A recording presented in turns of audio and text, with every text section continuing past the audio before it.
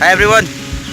Koi ngasi je koi yamba se sanbarom pangkhara pulakanda koi gi Manipurgi history ga yamna sagon aduna laklaba mafam sing sei sida ma di laifam len sing sei sida chara kanda mafam dugi leiriba poching do koina knowledge khara hena khangjin na widam koi khongselam khok jaga dawri ai gi yamba se sanbarom pang yam loina jari adu hujira jari form sena la kangla dani adu horen chatpagi view do charake. Let's go.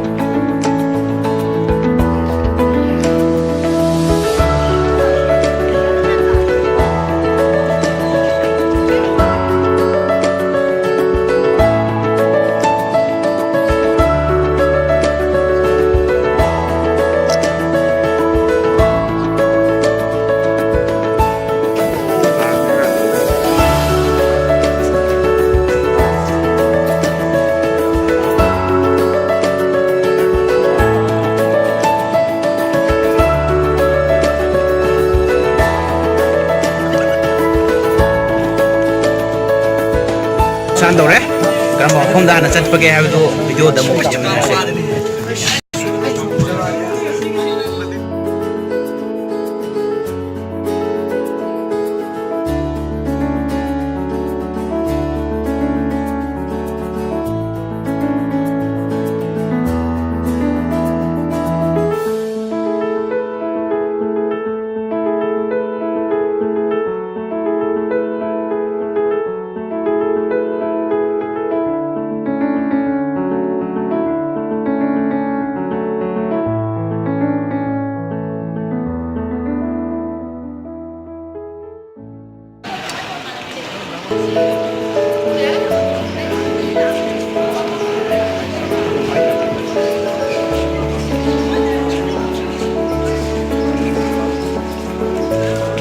From Sri Thangal General ki temple hai badi laisang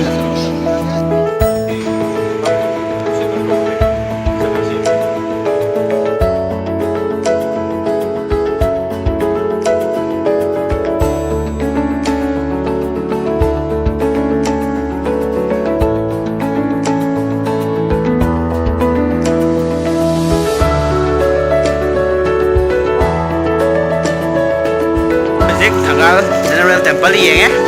Atau mau dah buka dah sih.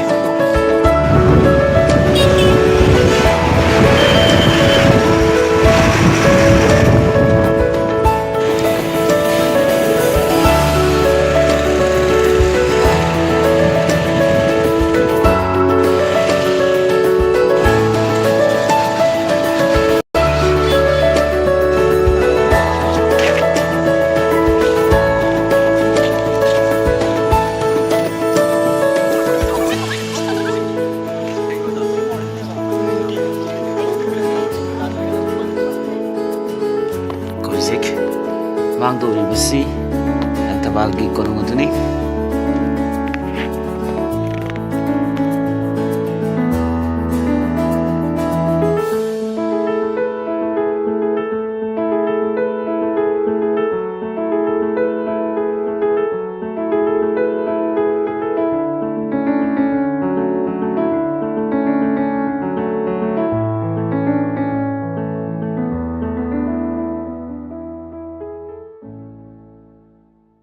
Rifle thamjin gre tham rifle kem ngak tangai re konungje yeng bata maring marang bama thi tum lai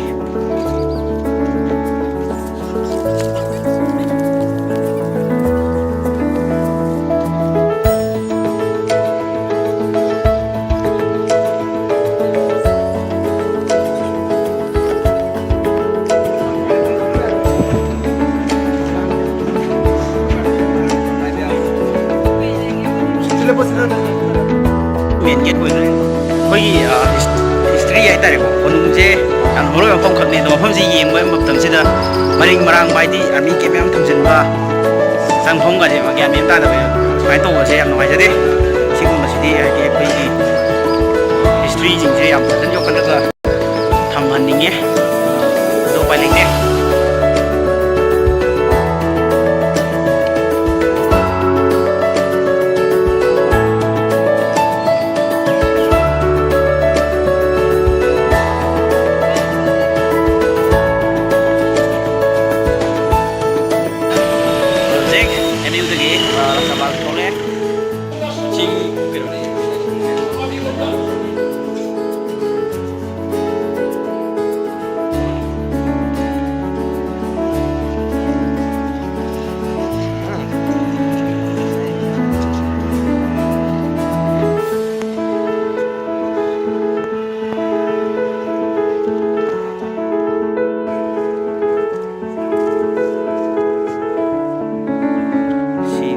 ꯍꯩꯕ ꯃꯃꯤꯡꯁꯦ ꯃꯩꯇꯩ ꯃꯌꯦꯛ ꯉꯥꯛꯇꯅꯤ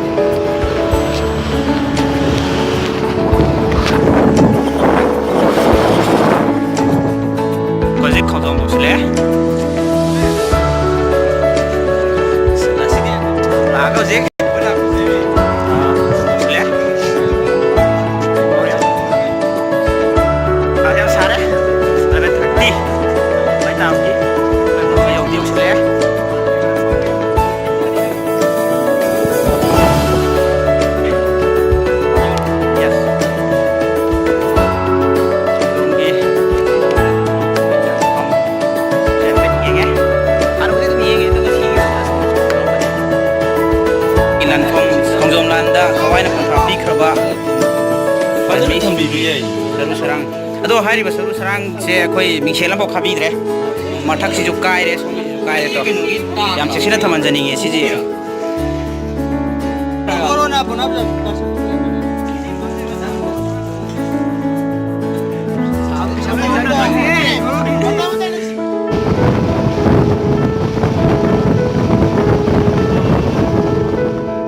ꯀꯛꯆꯤꯡꯗ ꯑꯃꯨꯛ ꯌꯧꯁꯤꯜꯂꯛꯑꯦ ꯋꯥꯔꯦ ꯆꯤꯡ ꯀꯥꯔꯛꯄꯒꯤ ꯁꯤ ꯑꯩꯈꯣꯏꯒꯤ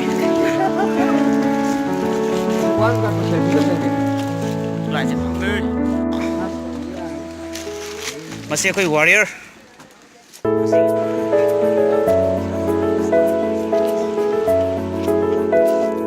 ꯈꯣꯡꯖꯣꯝ ꯂꯥꯟ ꯁꯣꯛꯅꯗ꯭ꯔꯤꯉꯩ ꯃꯃꯥꯡꯗ ꯃꯐꯝꯁꯤꯗ ꯋꯥꯔꯤꯅꯤ ꯎꯔꯤꯁꯦ ꯎꯔꯤ